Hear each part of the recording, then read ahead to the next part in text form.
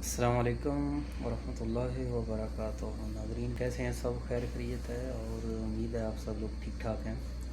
تو ناظرین آج مجھے بات کرنی ہے کورلش عثمان ڈرامے کے بارے میں کہ مصداق احمد ہم کو کیسے بیوقوف بنا رہا ہے، اور رات کو جو انہوں نے سیریل چلائی ہے اے ٹی وی پر، تو اس میں انہوں نے بہت ہی ناانصافی کی ہے تاریخ کے ساتھ۔ اور اگر ہم کو اس ڈرامے کی تاریخ دکھانا چاہ رہے ہیں، یہ تاریخ پر مبنی ہے، تو ہم کو جو تاریخ میں ہے وہ دکھائیں۔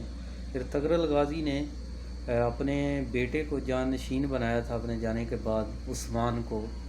تو اب اس کے جانے کے بعد اس نے جہاں پہ اس نے اپنے بیٹے کو اپنا مقرر کرنا تھا سردار، اور وہاں پہ اس کو مار دیا۔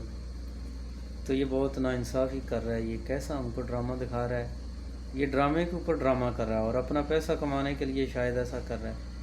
تو اس کو سوچنا چاہیے یہ کہ آپ بیوقوفی والی حرکتیں کر رہا ہے۔ آپ کو دکھانا ہے تو ہم کو جو تاریخ میں ہے وہ دکھاؤ تاکہ ہم کو بھی پتہ ہو۔ اب یہ سلطنت عثمانیہ کی جو تاریخ ہے بہت سارے لوگوں کو پتہ ہے وہ کیسی تاریخ تھی، اور یہ تاریخ میں کچھ اور ہے، اور ہم کو